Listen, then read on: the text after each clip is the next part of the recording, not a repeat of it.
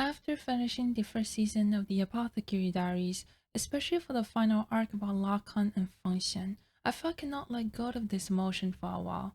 The story arc is so tragic in the way that no one can help them when it started to unravel. The final arc was a little confusing, but after digging into the historical background of that era, I finally understood why love between Lakan and Fengxian was never meant to have a happy ending.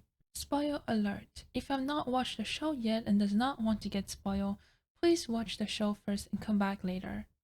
Fengxian deliberately lowering her own worth and hoping for Lakan to buy her out was a strategic move, but also a gamble that put her life on the table. It was clear that Lakan doesn't have much money. From what Mama later reveals, this was a plan set up entirely by Fengxian. She calculated what was going to happen and she did it so she can continue to play chess with Lakan. I want to put whether or not they truly love each other aside for a moment.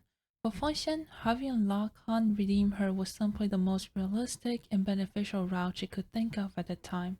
In the story, as time passes by, Fengxian's value has been inflated to an absurd level. Let's say if someone paid such a ridiculous amount for her, what would happen next? Most likely, if things went to the good side, she would likely become a concubine, spending her days serving her husband. But if things went to the bad side, she will be treated as an expensive commodity waiting to be resold again and again. If you ask why is that even possible, let's dig into our first question. Why did Fengxian went so far? Why manipulate Lagan instead of coming up with a plan together? Back then, for men having multiple 3D waifu is very common. Anyone with money can have 3 or 4 wives, no problem.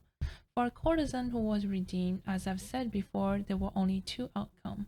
One, become a concubine, or two, to be resold. If you're looking for freedom, nope, the freedom was not existent in her case. Sometimes becoming a concubine was already considered a better option, but even then, her status would be extremely low, legally and socially. Concubines' position was closer to a property than a human. They could be discarded at any time, any second.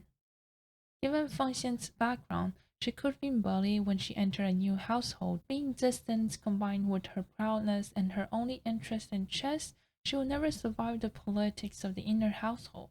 Honestly, I think in her case, the second outcome of being resold as a second-hand good is more probable since the anime mentioned that her worth was mostly pushed by two of the men who was interested in her.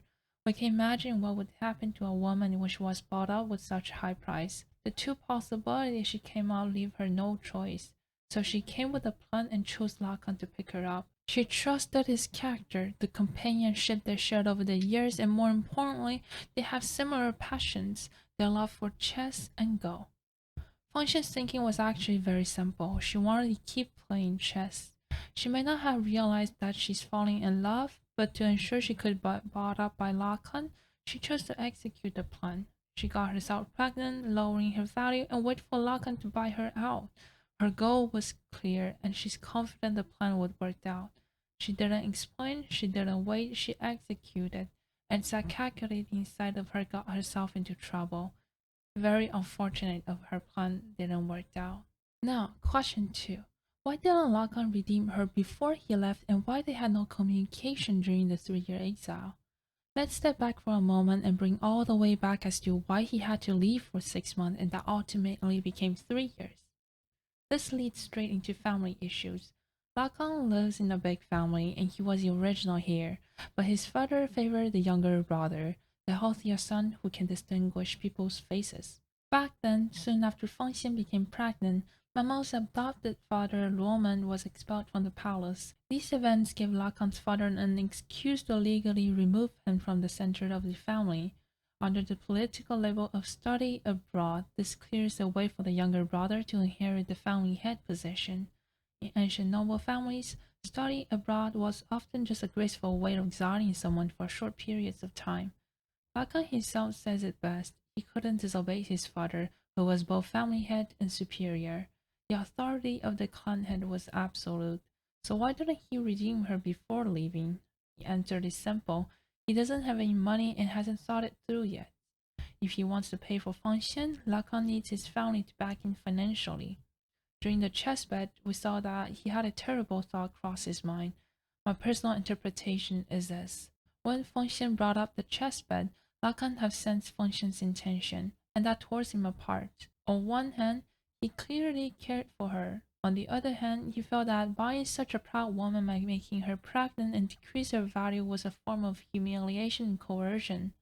He respects her. He unknowingly loves her. He doesn't want her to feel that way and look down. And because of that, he left the thought to the back of his mind and he didn't think much when he received the letter when Fengxian told him that the deal was falling apart. What's even more tragic is before he could untangle his emotion and understand the true meaning behind that letter, it was way too late. If you ask why there was no contact for 3 years, Lacan's father uses the term study abroad, in this case means temporary exile. It indicates that there is a very limited information sent in and out from Lacan. Lacan's family could intercept any letter Fengxian sends. On Lacan's side, any letter he wrote would still go through his household if he did send any during the 3 year period. That means the letter would never reach each other while he was away. You may ask why not use a third-party messengers? Because privacy didn't exist at the time, especially for letters sent to a brothel. They will be open, read, alter, and spread. For someone coming from a powerful family, sending letters to a courtesan carry enormous social and political risk. For this reason, I totally understand why Lakan didn't send anything. On top of that, only by staying obedient could he someday return and for his family to help him pay for a top courtesan. But time didn't give him that chance. Last question. Why did the Madame lies for years telling Lacan that Fengxian was dead? This one is simple. To the Madame, Lacan was a man who got her top courtesan pregnant, broke the contract, vanished, destroyed the Verdigris house's reputation, and caused a massive financial loss. Lacan was the ultimate villain behind what they had suffered in the past.